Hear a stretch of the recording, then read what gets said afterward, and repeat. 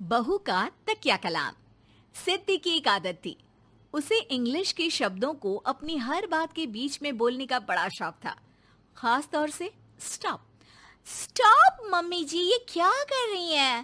बिल्कुल स्टॉप हो जाइए। कितनी बार कहा है कि किचन में कुछ भी सामान इधर उधर करने से पहले पूछ लीजिए। अरे क्या स्टॉप स्टॉप करती रहती है। तेरा बस चले तो पूरी दुनिया स्टॉप करा दे। और हाँ, सामान इधर उधर नहीं, मैं बस ये देख रही थी कि चीनी कहाँ है। चाय पीने की तलब थी। स्टॉप मम्मी जी, अब ये मत बोलिए कि आपको ये भी नहीं पता कि किचन में चीनी कहाँ होती है। सास को सिद्धि की बात बिना सर पैर की लगती है। वो उससे बहस नहीं करना चाहती, सो वहां से निकल जाती है। सिद्धि कमरे में। स्टॉप, मैं कहती हूँ बिल्कुल स्टॉप। मैंने कहा बिल्कुल स्टॉप। नहीं करता स्टॉप बिल्कुल। अरे यार, बिजली की वायर जोड़ रहा था, तुमने स्टॉप होने के लिए बोला और ये देखो क्या हुआ, करंट लग गया। अब करंट लगने पर चिल्ला रहा हूँ तो भी स्टॉप। अरे चाहती क्या हो तुम? स्टॉप, मैं क्या चाहती हूँ? अरे अब कैसे स्टॉप हो जाऊं? मेरा मतलब है स्टॉप स्टॉप। सिद्धि फिर चली जाती है सब्जी वाले के पास। भैया, वो बैंगन किलो और आलू 5 किलो। Stop stop. काफी देर होने के बाद भी सिद्धि को उसका सामान नहीं मिलता। क्या है भैया, कब से बोल रही हूँ आलू 5 किलो, बैंगन 2 किलो, फिर दे क्यों नहीं दे रहे हो? भैया स्टॉप। बहन जी, मैं तो 2 मिनट में तोल दूं, लेकिन आप ही तो बोल रही हैं स्टॉप। अब इतनी तो अंग्रेजी हम भी जानते हैं ना कि स्टॉप का मतलब होता है कि रुक जाओ, तो रुक गए भाई। अरे यार, क्या लोग हैं। स्टॉप। अरे तोलो तोलो चलो। किसी तरह सामान लेकर सिद्धि घर आती है, जहां वो देखती है कि ढेर सारे मेहमान बैठे होते हैं। सिद्धि आते ही जोर से चिल्लाती है, स्टॉप! आप यहाँ सब कैसे? अरे अब कैसे स्टॉप हो जावे बहू, जितना आना था आ गए हम। अब हाँ बैठिए ना। सासू माँ, आप बात करिए, मैं चाय बनाकर ला रही हूँ। सभी बात करने में लग जाते हैं कि तभी सिद्धि किचन से निकल कर आ जाती है। Stop stop. अरे क्या खाएंगे आप लोग?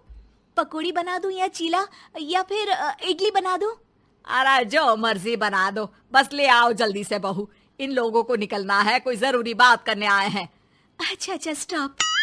सिद्धि स्टॉप वाला अपना तकिया कलाम बोलकर निकल जाती है, लेकिन थोड़ी देर बाद जब वो कमरे में चाय नाश्ते के साथ आती है तो जरूरी बात हो गई आप लोगों की, या मेरे डर से शांत हो गए कि चुप हो जाओ, सिद्धि आ गई है। बोलिए ना। बस जैसे ही सिद्धि ने कहा बोलिए ना, घर में चकर पकर की आवाज गूंजने लगती है।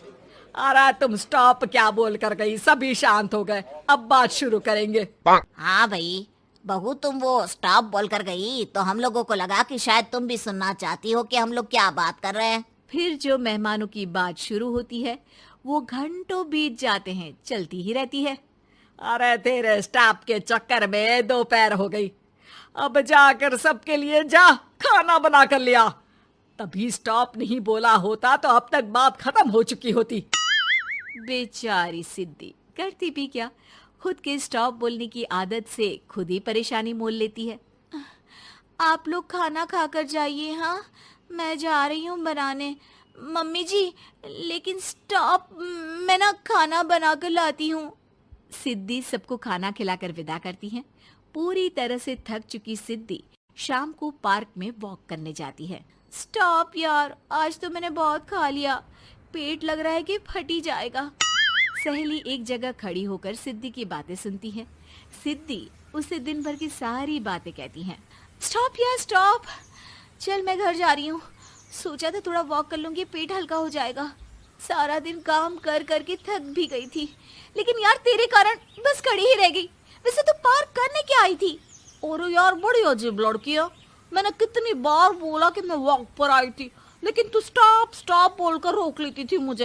यार प्लीज अब तू जा, मैं वॉक करके ही घर जाऊंगी। ओ यार, वो स्टॉप तो मेरा तकिया कलाम है। घर के सभी लोग सिद्धि के स्टॉप से परेशान थे। वे कभी उसके बोलने पर स्टॉप हो जाते तो मुसीबत आ जाती, कभी नहीं होते तो भी मुसीबत आ जाती। अरे मैं तो इस बहू के तकिया कलाम से परेशान हो गई हूँ। अरे कोई तो उसकी ये आदत हटाए।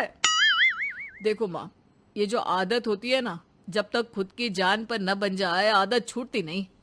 अरे उसकी जान पर बनाए उससे हमें क्या, हम लोगों के लिए तो ये परेशानी का कारण बनती ही जा रही है।